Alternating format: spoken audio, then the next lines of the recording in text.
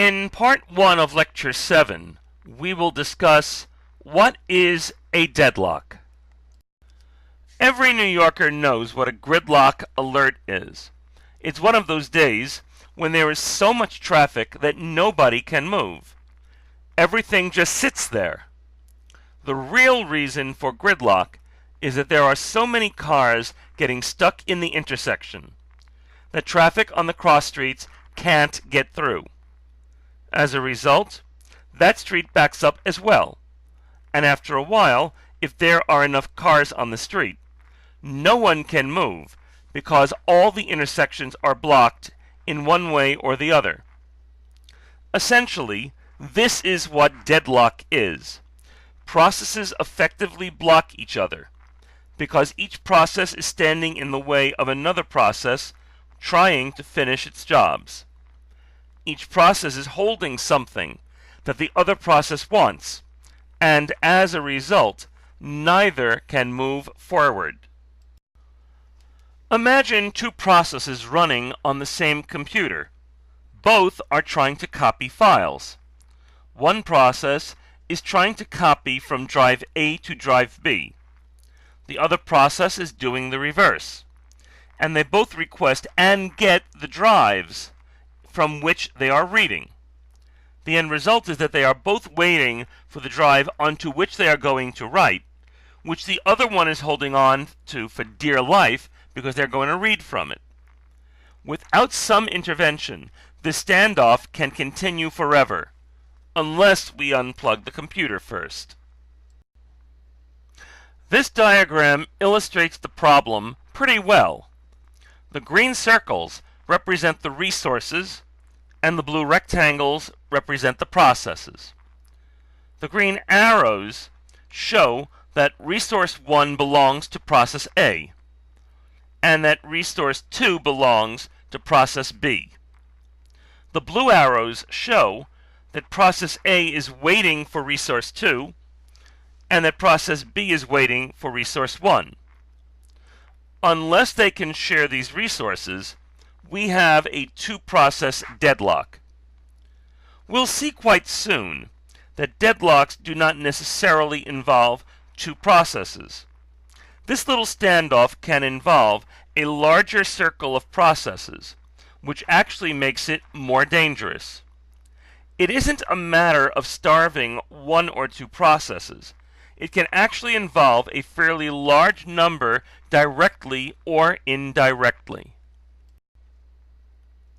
There are essentially three events that describe the role that a resource plays in the life of a process.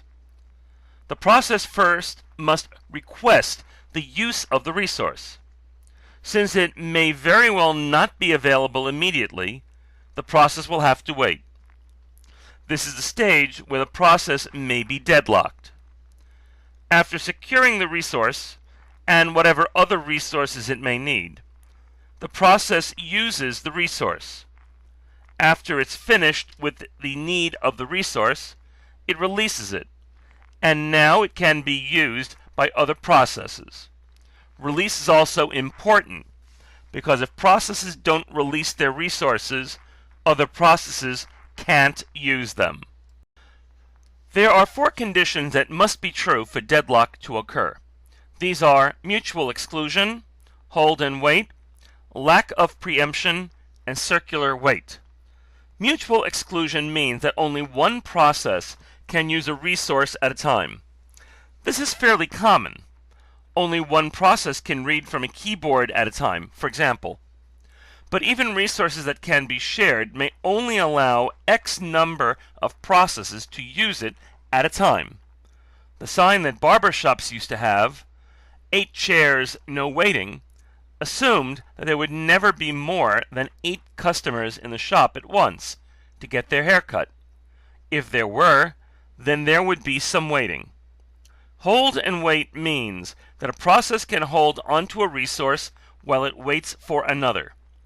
The assumption is that it is using the two resources in conjunction, such as copying or printing a file.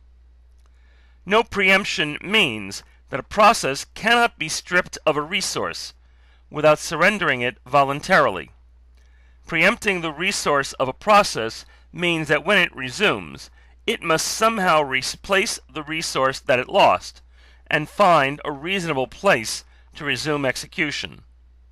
Circular waiting means that A is waiting for B, which is waiting for C, which ultimately is waiting for A. This, taken together with hold and wait, means that they are each holding something that the other wants. Mutual exclusion means that the very fact that they are holding it prevents the other from having it. And no preemption means that neither will let it go. A resource allocation graph is a directed graph that shows us each resource, along with each instance of it which can be reserved, with the processes that have requested them and are waiting for them, and each process with the resources that have been reserved for them. An arrow pointing from resource to process means that the process is holding the resource. An arrow pointing from process to resource means that the process is waiting for the resource. If these arrows complete a cycle or circuit, then that would indicate circular wait.